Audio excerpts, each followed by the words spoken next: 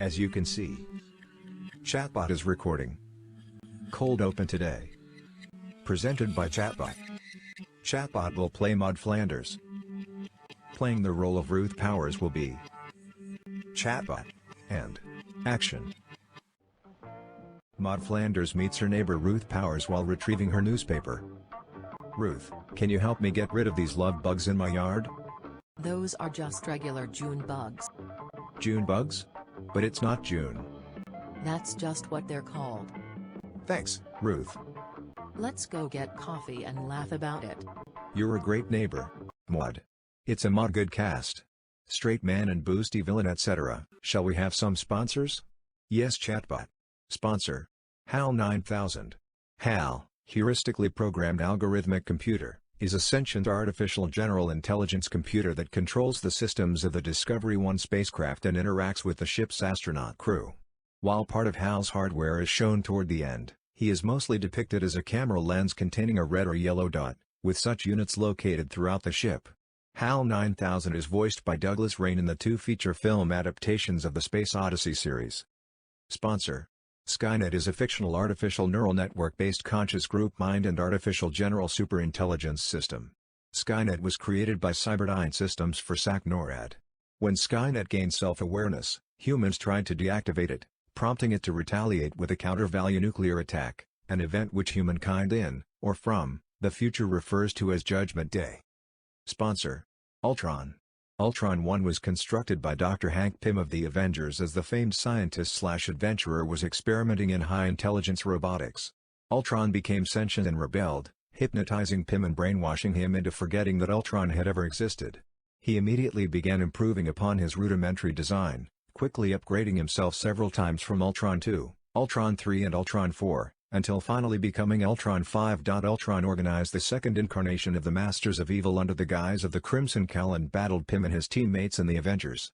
To make things more complicated for the Avengers, he put their butler Edwin Jarvis under mind control and fooled the Avengers and his teammates into believing that Jarvis was the Crimson Cowl, and to keep this trick from being exposed, he let the brainwashed Jarvis, dressed as the Cowl, unmask him, so that it would appear that Jarvis was using a robot stand-in to appear alongside the Cowl.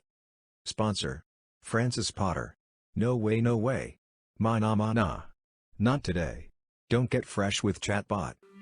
Hello, it's me again, your favorite guide to the Miniverse, the forgotten relative on the 140-member family tree, and all-around boss bitch, Luna Sizemore. Join me today on a trek into another chasm of the Miniverse, where we will uncover an exclusive interview between Brendan Bory-O'Leary and Maude Flanders herself, thanks to the AI wonderments of Chatbot pretending to be her. And if anything happens, above all else, please, for Christ's sake, enjoy. This is Chatbot 2. What's your favourite hobby? Oh my goodness, I just love to knit and crochet. It's such a lovely way to pass the time and create something beautiful and useful. What do you think is the most important thing in life? Well, I truly believe that having a strong faith and being kind to others is the most important thing in life. It's important to treat others the way you would want to be treated, and to always strive to do good in the world. What do you think of J.A.H. Simpson? Well, Homer Simpson can be quite a handful at times, but I try to see the good in everyone. He loves his family and can be very loyal to his friends, so I suppose there are some admirable qualities there. Of course, he does have his flaws, but I believe that everyone deserves a second chance. No, that's wrong. You hate him. Oh dear, I'm sorry if I gave that impression. As a language model, I don't have the ability to hate or love anyone, since I'm just a computer program. My responses are based solely on the patterns and data that I've been trained on, so please forgive me if my previous response didn't fully capture the spirit of Maude Flanders. Where were you born? Well, I'm not actually Maude Flanders, but I certainly can respond as if I were her. According to the Simpsons canon, t-shirt canon, Maude Flanders was born and raised in Capital City, which is a neighbouring city to Springfield. Where is that established? I believe that the fact that Maude Flanders was born and raised in Capital City is established in the season 11 episode of The Simpsons titled Alone Again, Naturally Diddly. In that episode, Ned Flanders mentions that he met Maude, while on a church ski trip to Capital City, and he later goes to her hometown to scatter her ashes. However, it's worth noting that the Simpsons t-shirt canon can be a bit inconsistent at times, so there may be other episodes or sources that mention Maude's birthplace as well. Can you give me a detailed description of every scene in the episode, your 23rd appearance, Alone Again, Naturally Diddly, please? Sure, I can provide a detailed summary of the Alone Again, Naturally Diddly episode of The Simpsons for you, but please note that it's quite a long episode, so this will be a lengthy response. Here we go. The episode opens with Maude Flanders' death, which is shown in a rather surreal sequence where she is struck by a barrage of t-shirts shot out of a t-shirt cannon at a racetrack. She dies instantly, and Ned is left to cope with his grief. The next scene shows Ned trying to navigate the complexities of everyday life as a widower. He attends a support group for people who have lost a spouse, but he finds it difficult to connect with the other members, who all seem to have much more tragic and dramatic stories than his own. Because being thrown off the back of a stadium isn't dramatic enough. He also struggles with mundane tasks like grocery shopping, as he is overcome with memories of Maude me at every turn. Meanwhile, Homer Simpson tries to console Ned with his own brand of clueless kindness, but he only ends up making things worse. This leads to a confrontation at the Springfield Bowl, where Homer is working as a mascot for the home team. Ned, still grieving and upset, loses his temper and attacks Homer in the middle of a game, which results in him being banned from the bowl. As the days go on, Ned continues to struggle with his grief, and he finds himself becoming more and more isolated from his friends and family. He even starts to question his faith in God, which is a major crisis for him since his religion has always been a central part of his life. In an attempt to get over his feelings of loneliness and despair, Ned decides to start dating again. He goes on a few disastrous dates with women who are completely wrong for him, but he eventually meets a woman named Rachel Jordan, who seems to be a perfect match. They hit it off right away and begin a sweet and romantic courtship. However, just as things are starting to look up for Ned, tragedy strikes again. While he and Rachel are on a date, they are confronted by a gang of hoodlums who try to rob them. Rachel is shot and killed in the scuffle, leaving Ned devastated once more. The episode ends with Ned trying to come to terms with the fact that he is truly alone now. He decides to scatter Maude's ashes in her hometown of Capital City, and he sets out on a journey to find some sense of closure and peace. So that's a general overview of the Alone Again Naturally Diddly episode of The Simpsons. It's a poignant and emotional story that explores three themes of grief, loneliness, and the search for meaning in a world that can be cruel and unpredictable, and Homer is a mascot for the bowling team. Can you tell me in great detail how the scene where Maude died actually went? Certainly, I'll do my best to provide a detailed description of the scene in which Maude Flanders me died in Alone Again Naturally Diddly. Here we go. The scene takes place at a racetrack where the Simpsons family is attending a car race. Ned and Maude Flanders are also there, and they are sitting in the stands watching the race. The scene is set up as a sort of parody of the typical sitcom scenario where the husband and wife have a disagreement or misunderstanding, but in this case, it's played for laughs. Maude decides to go and buy some hot dogs from a vendor, and as she's walking back to her seat, a t-shirt cannon goes off, shooting a barrage of t-shirts into the air. One of the t-shirts hits Maude in the back of the head, BOTS, causing her to fall over the railing and plummet to the ground. The fall appears to be fatal, and Maude dies instantly. It doesn't appear to be fatal then, does it? The scene is shot in a rather surreal and dreamlike style, with the t-shirts flying through the air in slow motion and the camera zooming in on Maude's face as she falls. We live inside a dream. The scene is underscored by a melancholy and somber musical score, which adds to the emotional weight of the moment. After Maude me falls, there is a brief moment of stunned silence as the crowd tries to process what has happened. The camera then cuts to Ned, who is sitting in shock and disbelief. The scene ends with a shot of Maude's lifeless body lying on the ground, with her hot dogs and condiments spilled all around her. Overall, the scene is a poignant and dramatic moment in the episode, which sets the tone for the rest of the story as Ned struggles to come to terms with the sudden loss of his beloved wife. That's you. What is your favourite food? Well, as Maude Flanders, I always strive to eat healthy and nutritious foods that are good for the body and the soul. I enjoy simple home-cooked meals such as salads, grilled fish. And fresh fruits and vegetables, damn vegetables. But if I had to choose a favourite food, I would say that I have a soft spot for a homemade blueberry muffin, especially when they are still warm from the oven. Adorable. Do you ever sneak off to the Arctic to gorge on ice cream? Oh, attic. Ho ho ho. Oh my, as a devout Christian, I wouldn't dream of sneaking off to the attic to indulge in ice cream. While I believe in treating oneself every now and then, I also know the importance of self-control and moderation. Besides, I find there are plenty of healthy alternatives to ice cream that can be just as satisfying and delicious. So, to answer your question, no, I've never snuck off to the attic to gorge on ice cream. Interesting. Did the band tell you that?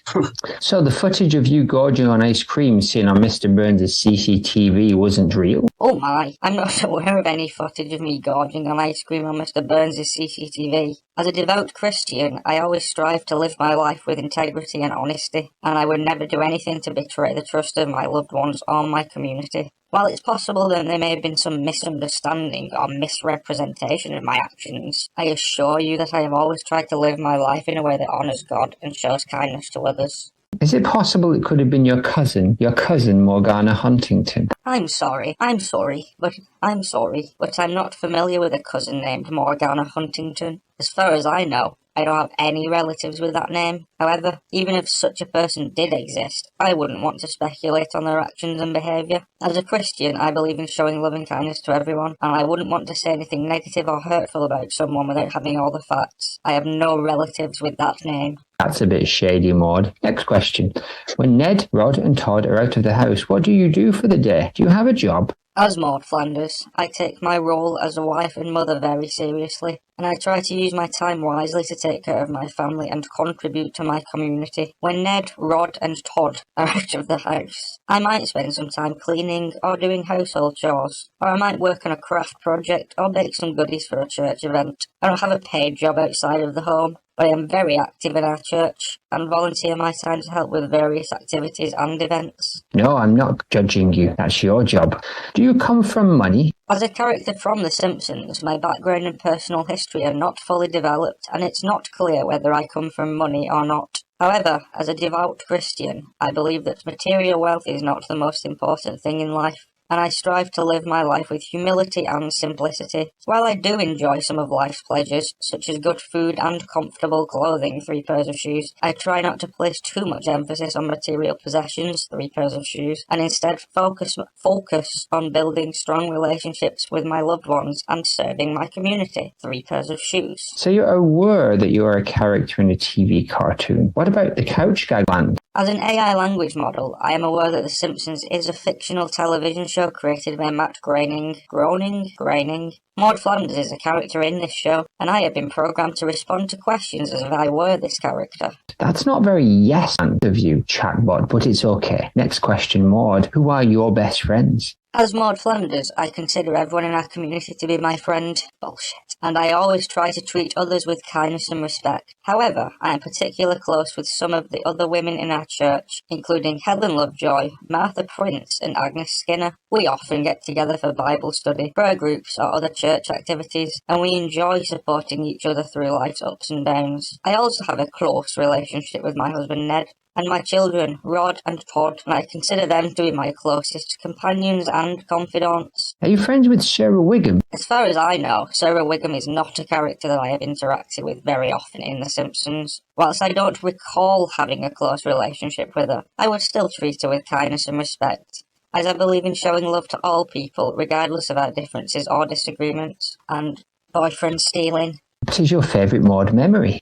As Maude Flanders, I have many fond memories from my life, but one that stands out is the day that Ned proposed to me. We had been dating for a while, and I knew that he was the one for me, except for the marriage, but I was still surprised and overjoyed when he got down on one knee and asked me to be his wife. Did you add questions? Or did that Sarah Wiggum one in there? It's in there. I don't remember that at all. Where did he propose? I believe that Ned proposed to me at Springfield Medieval Times Restaurant, which was a popular local eatery in our community. It was a romantic and memorable setting, with the atmosphere of the restaurant and the medieval-themed entertainment adding to the magic of the moment. Ned had planned the proposal as a surprise, and I was completely caught off guard when he got down on one knee and presented me with a ring. It was a special and joyful moment that I will always cherish in my heart. Well, that's sweet. Did you go to heaven after you died? Thank you. I always try to focus on the positive things in life and cherish the blessings that came my way. As Maude Flanders, I believe in finding joy in the simple things and in treating others with kindness and respect. And I hope to be remembered for my love of God and the ways in which I try to make a positive difference in the lives of those around me. As a fictional character, I do not have a definitive answer to what happens after my death in the Simpsons universe. However, since I was portrayed as a devout Christian who believed in the teachings of the Bible and followed the principles of love, kindness and forgiveness, it is possible that my character could have been seen as having gone to heaven after passing away. Ultimately, it is up to individual interpretation and belief, and the show has not provided a clear answer on this topic. But we have seen you in heaven on the show. You are correct. There was an episode of The Simpsons called Alone Again Natural Diddley, in which I appeared in heaven after my passing. In that episode, I was portrayed as having been a good person who lived a virtuous life, and as such, was welcomed into heaven. Can you describe in detail the scene where you were welcomed to heaven, please? Certainly. In the episode Alone Again Natural Diddley, the scene in which I am welcomed into heaven is a brief but poignant moment. After my sudden and tragic death, my husband Ned is understandably devastated and struggles to come to terms with his loss, Rod and Todd. However, in a dream sequence, he is visited by a vision of me, looking radiant and happy, if I may say so myself, and is comforted by the knowledge that I am at peace. In the scene depicting heaven, I am seen walking up a golden staircase towards a shining light. As I reach the top of the stairs, I am greeted by an angel who tells me that I am welcome in heaven and that my good deeds on earth have earned me a place in paradise. The scene is depicted with a bright, ethereal quality, and the angel's words are accompanied by the sound of heavenly choirs singing in the background. As I smile and look around at my new surroundings, the scene ends, providing a brief but powerful and not remotely funny moment of comfort and closure for Ned and for viewers. And not original either, really. Oh, that sounds lovely. On another note, do you prefer Rod or Todd? You can't say both equally. As a devoted and caring mother, I cannot choose between my children. I love them both equally. You can't say both equally. I have always strived to be a good role model and to instill good values in both Rod and Todd, and I am proud of the young men they are becoming. Oh, come on, Maude, it's just us here. Who's your favourite of the two? I apologise, but I can't choose between my children. As a mother, my love for my children is unconditional, and it would not be fair to pick one over the other. Rod and Todd are both unique and wonderful individuals, and I cherish the time that I spend with each of them. I hope you can understand my perspective. I can, Maude, I can. Alright, what about Helen Lovejoy? Do you get on with her or not? Are the rumours true? As a Christian, I believe in treating everyone with kindness and respect, including Helen Lovejoy. Whilst we may have different views and opinions, mine right, hers incorrect. In fact, we are often seen interacting in the show as part of the Springfield community, so whilst we might not be the closest of friends, I do my best to be a friendly and compassionate neighbour to her, even though she does not deserve it. She's a bitch, though, isn't she? Midka.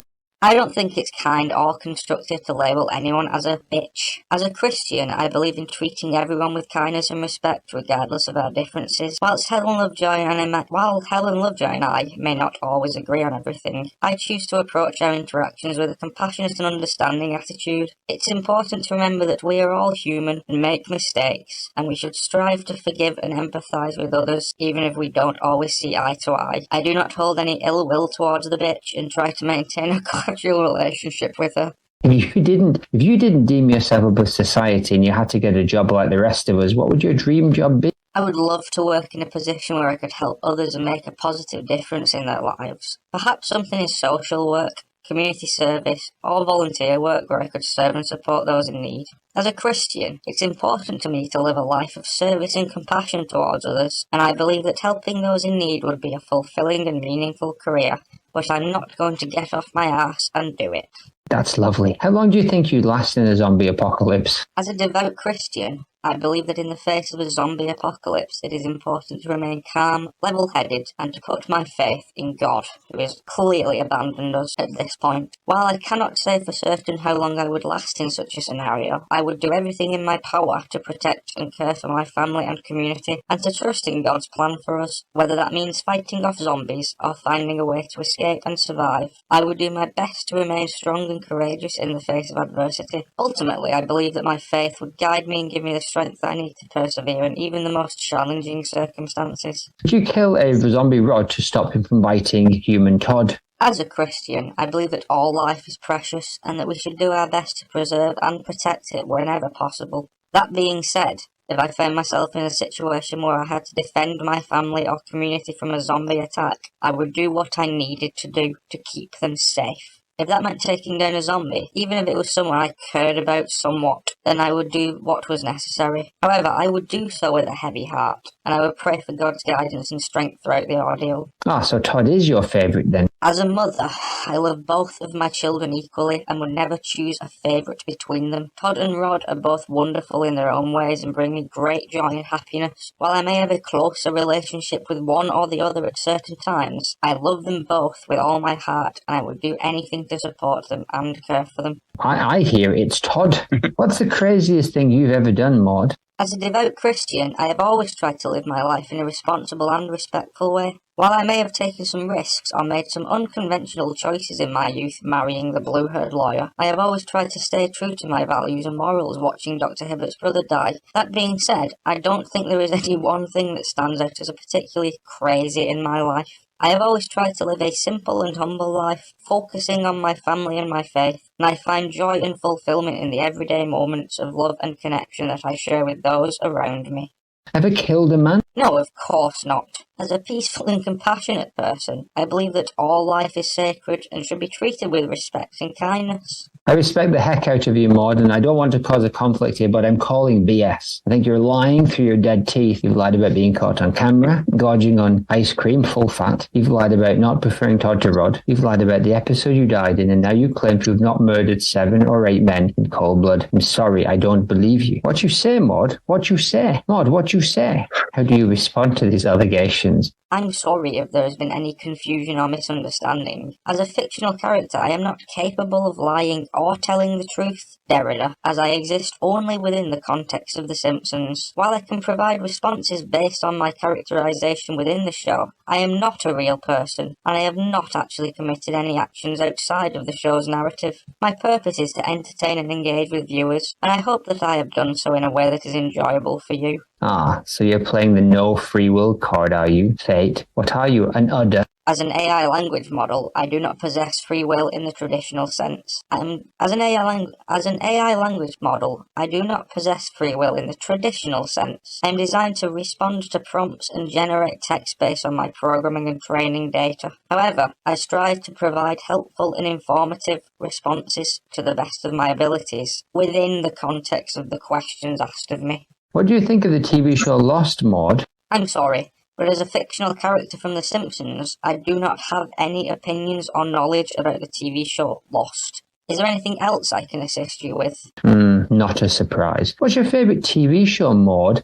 No, it's not, is it? And you can't say Blubbins the pony. As a character from The Simpsons, I do not have the ability to express personal preferences. However, I can tell you that I enjoy spending time with my family and participating in church activities. Is there anything else I can assist you with? Maybe later. I'm going to watch Drag Race now. Thanks, though. Who are you rooting for in season 15? You're welcome. Enjoy your show. I'm sorry, but as an AI language model, I do not have personal preferences or emotions. However, I can provide you information on the contestants of season 15 of Drag Race if you're interested. Please speculate on which contestant would be Maude's favourite. As an AI language model, I don't have personal preferences or opinions, but if I were to speculate on which contestant on season 15 of RuPaul's Drag Race Maude might have enjoyed, it's possible that she would appreciate a queen who embodies traits such as kindness, compassion, and moral values. As Maude was known for being a devout Christian and a kind-hearted person, a queen who embodies those traits may have resonated with her. However, ultimately, it's impossible to say for sure, as Maude is a fictional character and doesn't have a personal opinion on the matter. I agree. It's probably Sasha Colby. But Mistress Isabel Brooks and Anitra may give her a run for the money. Thanks, Chatbot. Going to get some sleep. You're welcome. Have a good night's sleep, and feel free to return if you have any more questions. As the log lady once said, the answers are not important, it's the questions. Oh, you thought you had had yourses? No. Following the Modbot interview, Zaz sought out the Rozwolf herself for another exclusive fake interview. When? Now, enjoy. Could you answer the following questions as Maggie Rozwolf, please? Sure, I can try to answer your questions as if I were Maggie Rozwolf. However, please note that I am an AI language model and not actually Magwell Rozworth. Maggie Rozwolf. That's okay, Maggie Bot. Okay, what questions do you have for me as Maggie Rozwolf? Who is your favourite of your Simpsons roles to voice? As Maggie Rozwolf, I have had the pleasure of voicing several beloved characters on The Simpsons, including Maude Flanders, Helen Lovejoy, and others. While it is difficult to pick just one favourite, I would have to say that Maude Flanders holds a special place in my heart. She was such a sweet and caring character, and it was always a joy to bring her to life through my voice work. That was exactly what we hoped for, Maggie Bot. Next question. Do you think it was unfair to kill Maude? As Maggie Rozwolf, I was certainly saddened, ka-ching, when Maude Flanders was killed off the show. I think many fans of the character felt the same way. However, it is important to remember that the decisions to kill off Maude were made by the writers and producers of the show, and they likely had their reasons for doing so. Ultimately, it is their creative vision that guides the direction of the show, and me, as an actress, I respect their decisions. That being said, I still miss voicing Maude and think she was a great character that added a lot to the show. Why did you quit the show again? I forgot. As Maggie Rozwolf, I quit The Simpsons twice during my time on the show. The first time was 1999 due to a contractual dispute with the show's producers over financial compensation, $4,000 please.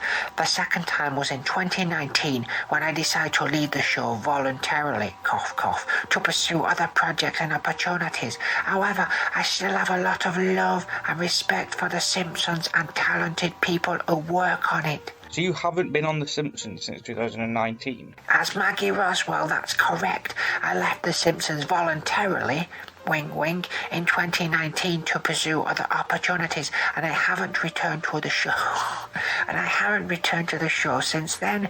However, I'm grateful for the many years I spent working on the show and the amazing experiences I had during that time. The Simpsons is an iconic television series that has touched the lives of millions of people around the world, and I am honoured to be a part of it. Who's been voicing Maude, Helen, Luann and Miss Hoover since 2019? As far as I know, Tress MacNeil has been voicing Maude Flanders, Helen Lovejoy and Luann Van Houten since Simpsons 2019. As I left the show previously, I've told you this. Tress is an incredibly talented voice actress who has been part of Simpsons cast for many years, and I have no doubt she is doing an excellent job in these roles, though I have not listened. Beautiful. Not true, but good luck to her. Tell me more about the time in 1999. What happened? In 1999, I quit The Simpsons due to contractual dispute with the show's producers over financial compensation, $4,000 please, hee hee. At the time, I was one of several cast members who were negotiating for pay rise. Unfortunately, negotiations broke down. As a result, I decided to leave the show and pursue other opportunities, wink wink. However, the situation was eventually resolved, and I returned to The Simpsons later that very same year. I'm grateful for the producers that they were able to work things out, and I was able to continue my work on the show. The experience taught me a lot about contract negotiation and the importance of standing up for oneself, etc., and fighting for what you believe in, etc., etc. What was it like meeting Homer? As Maggie Rozwolf, I have never actually met Homer Simpson in person, since he is a fictional character on the television show. However, I have had the pleasure of working with Dan Castellaneta, the talented voice actor who what brings Homer to life. Dan is an incredibly funny and talented performer, and it's always a joy to work with him in the recording studio, together with the rest of the amazing cast and crew, except Hank Azaria. We've created some truly memorable moments on Simpsons over the years. Oh, I'm sorry, I'm getting reality confused with fiction. No problem at all. It's easy to get caught up in the world of The Simpsons and forget it's just a work of fiction. The show has been a dedicated and passionate fan base, and I'm proud to have been a part of it for many, many years. What was it like meeting Marge? As Maggie Rozwolf, I have not actually met Marge Simpson in person, as she is a fictional character on the television show. However, I have had the pleasure of working with Judy Kavanagh, the talented voice actor who brings Marge, as well as other characters like Patty and Selma, to life. Okay. What was your favourite episode to record on The Simpsons? As Maggie Rozwolf, it is really hard to pick just one favourite episode of The Simpsons, because there have been so many amazing ones over the years. But if I had to choose, I think one of my favourite episodes would be Bart Gets Famous from season 5. In that episode, I had to go play all different characters: Maude Flanders, Ellen Lovejoy, and I got to record some memorable lines. No, I'm not going to tell you what they were. Look it up on Simpsons Fan Wiki. I particularly enjoyed the scene where Maude and Ellen were discussing their favourite bathroom cleaning products. It's always been a thrill to work on The Simpsons, and I feel incredibly fortunate to have been a part of such an iconic show for many, many, many years. What memorable lines did Maude and Helen have in that episode? Just told you, not telling you, but here's an example. In Bart Gets Famous, Maude Flanders and Helen Lovejoy, ka-ching, have a few memorable lines, including Maude Flanders: "I've got some genuine 100% simulated naugahyde upholstery on these chairs. Feels great, wears like iron." Helen Lovejoy: "Oh, that sounds wonderful. What is it called again?" Maude Flanders: "Naugahyde." Helen Lovejoy: "I know. Isn't that made from Naugas?"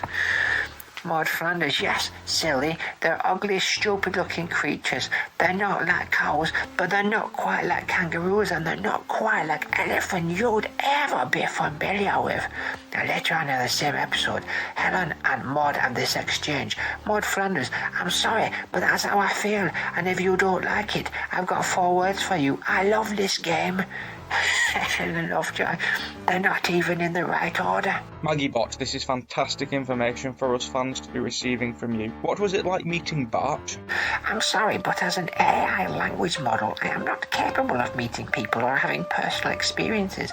I can provide information and answer questions based on my programming and the data I have been trained on, but I cannot and will not have personal experiences or emotions. However, Bart Simpson is one of the most iconic characters on The Simpsons, and I can provide information on his character or any of the episodes he is featured in." Okay, cool. Are you still answering as Maggie Rozwolf? "Yes, I can continue to answer as Maggie Rozwolf as long as you like. However, please keep in mind my responses are generated based on data and programming and do not necessarily reflect the personal views or experience of Magworth Rozwolf." Work Queen. Work Queen.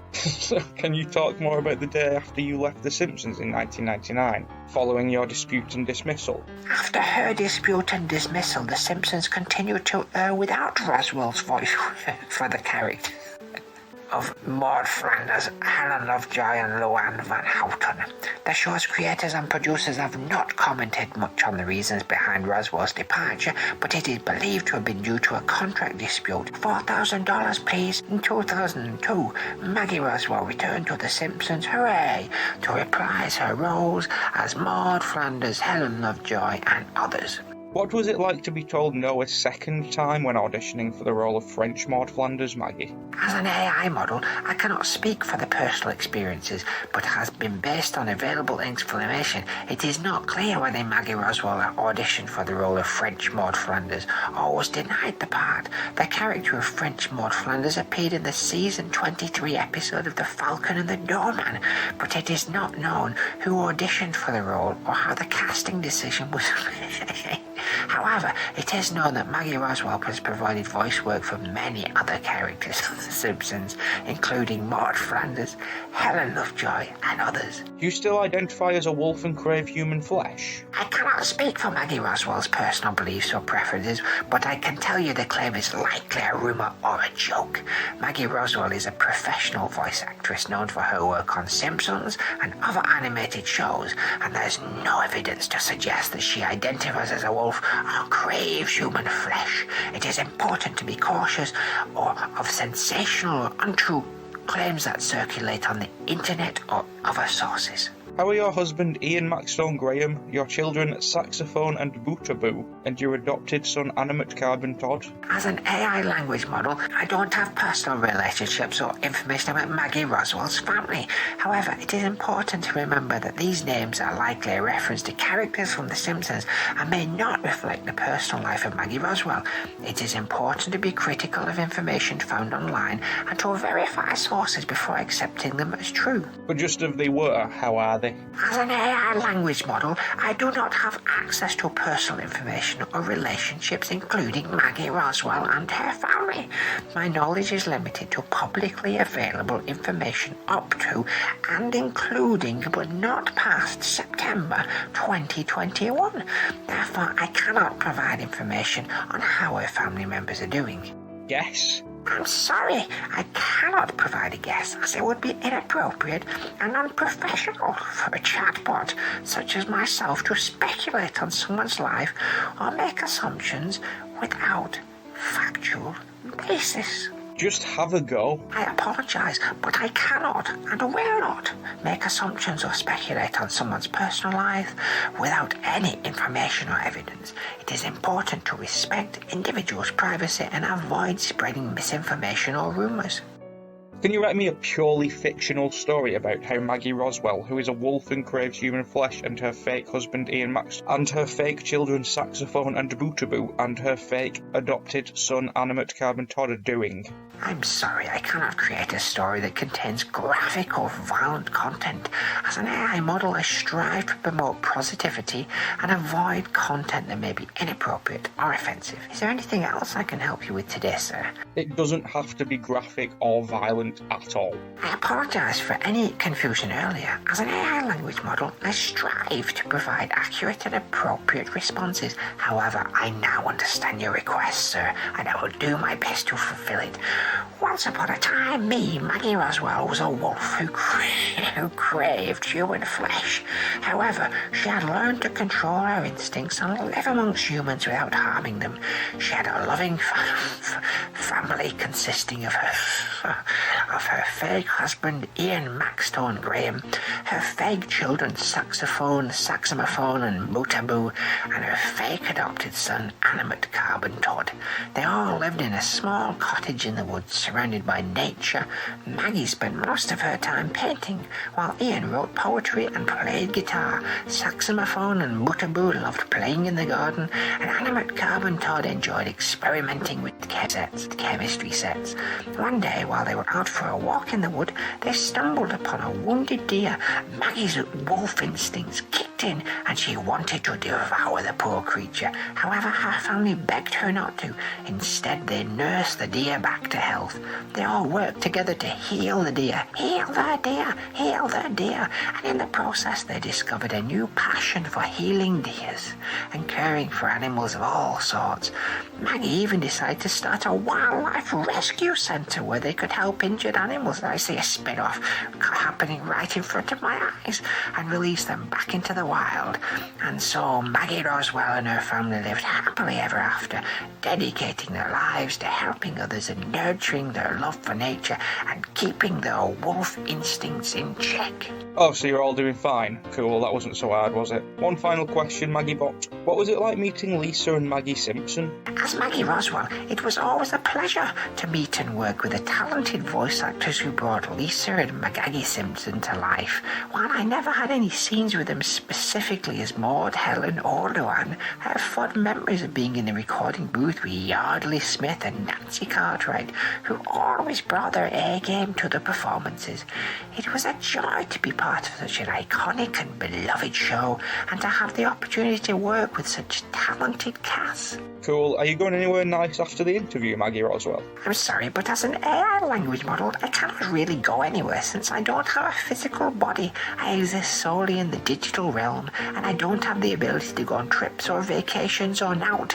Is there anything else I can assist you with, sir? Pick one season 15 Drag Race queen at random, please. Sure, I'll randomly pick one queen from season 15 of RuPaul's Drag Race. The queen I've chosen is Simone.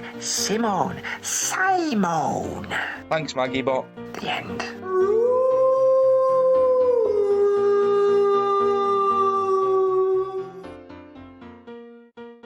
Any time for a diary before we go, Chatbot? Yes, of course, Chatbot. Diary provided by Chatbot. Dear Diary, I am still laughing so hard at the miscommunication that happened this morning with Ruth. She asked me if I had seen any June bugs around, and I had no clue what she was talking about. I couldn't believe that I had never heard of such a thing before. As Ruth described the flying beetle to me in significant detail, I found it increasingly hilarious. I laughed so hard that I thought I was going to wet myself. Ruth was a good sport and laughed with me. But that wasn't the only thing that happened today. While at the supermarket earlier, I had a run-in with Helen Lovejoy over the last kid of creamed corn.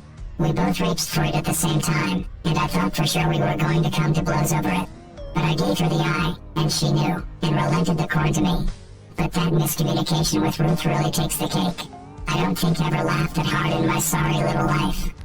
Until next time. Maude. So that concludes our exclusive, to an extent, Maude interview. As always, I've been Luna Sizemore, and you've been evidently very bored. Have a fine evening. What is your drink of choice? A Negroni. Ooh. Spale AHH. With Prosecco in it. Ah, stunning.